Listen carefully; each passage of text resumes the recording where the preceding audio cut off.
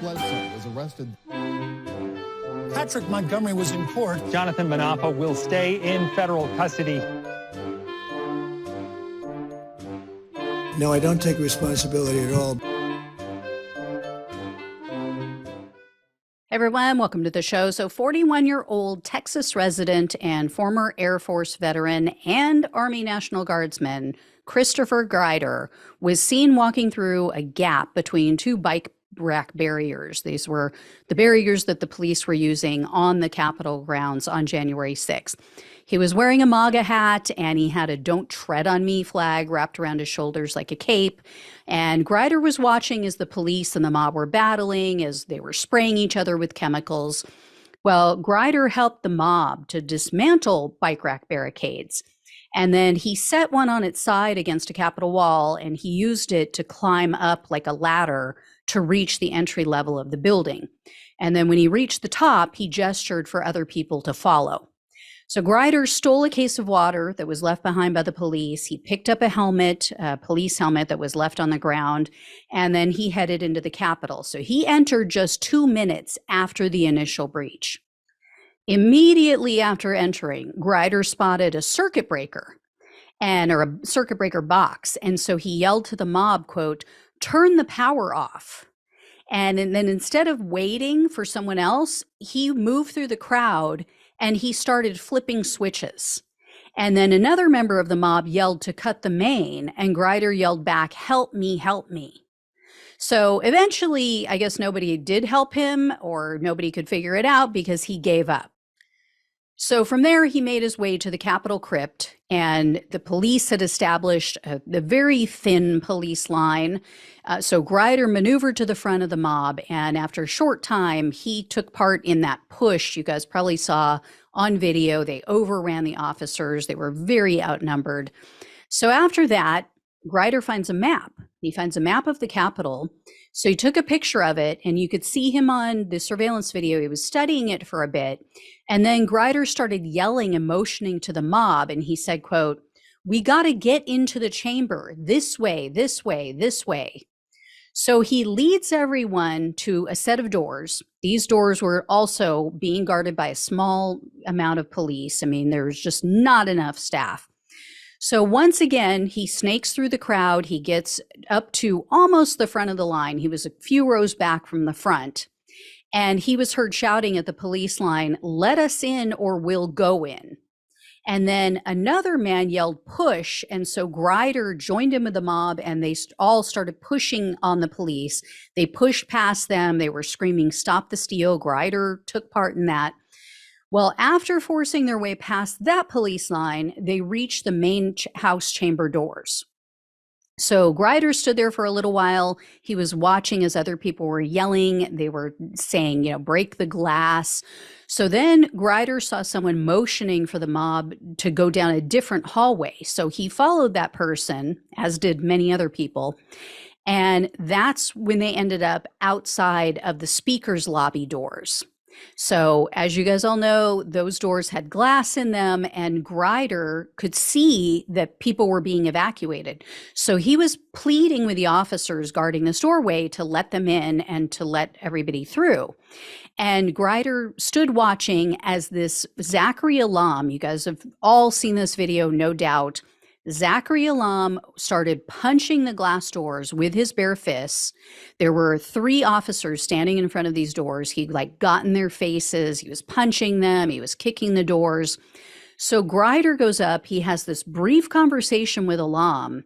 And then he was seen on video. He knocked on that police helmet that he had. So it was almost like he was telling him, "Hey, look, this is hard. You can use this. It's a good weapon," or something to that effect. You couldn't hear him, but you got the gist. Well, Grider then handed the helmet to Alam, and that was the fateful moment when the 3 officers who were standing guard, they walked away because behind the mob, they could see another group of officers who were more heavily armed coming up the stairs behind the mob.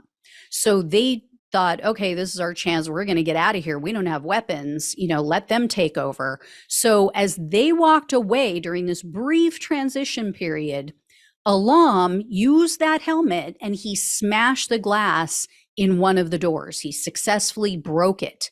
That is when Ashley Babbitt started to climb through, and that's when she was shot and killed. Now, according to the prosecutor, Grider remained in the area. Like, well, while all this is going down, they said that his presence was very disruptive because it impeded officers from being able to get to Babbitt to try to render first aid to her. And they also, him, Grider, and all these others prevented them from getting her out of the Capitol in a reasonable amount of time. Well, eventually, Grider did leave. He was forced out of the building. And when he did leave, he was boasting to other people. He said, quote, "We busted down the window." So Grider was arrested on January 21st of 2021, and in a superseding indictment, he was charged with civil disorder, destruction of government property, obstructing an official proceeding, entering a restricted building or grounds, 2 counts of disorderly conduct, impeding passage through the Capitol, physical violence on Capitol grounds, and parading or demonstrating in a Capitol. Grider refused a plea deal. He opted for a bench trial, and in December of 2022, Grider was found guilty on all counts. The court determined that Grider repeatedly lied through his testimony, and he just kept trying to downplay his actions. He tried to downplay his knowledge of laws that he was breaking, which the judge said he found was not credible, especially because Grider was once a military officer. He was in charge of guarding an Air Force base. So he knew what was going on. He knew what laws he was breaking. So based on the most serious of the felony convictions, Grider faced up to 20 years in prison, 3 years of probation, and $250,000 in restitution. This time, the prosecutor requested 87 months in prison, 3 years of probation, and $5,044 in restitution. I don't believe Grider spoke at his sentencing hearing, but his attorney said that he, quote, "truly regrets his actions on January 6th and apologizes to his family, his community, and most importantly, this country." So U.S. District Judge Colleen Kolar-Kotelly presided over Grider's case, and she sentenced Grider to 83 months in prison, 3 years of probation, $5,055 in restitution, and an $812 fine. So Grider's attorney complained about the length of the sentence as compared to violent January 6 defendants, but, he should have done his homework. He should have looked into Judge Kotelly before they refused a plea deal. She is one of the tougher judges. I could have told him that was a huge mistake. And trying to BS her into believing he wasn't aware of the federal rules, the federal building guidelines, when he used to guard a military base. I mean, that's just an insult to her intelligence.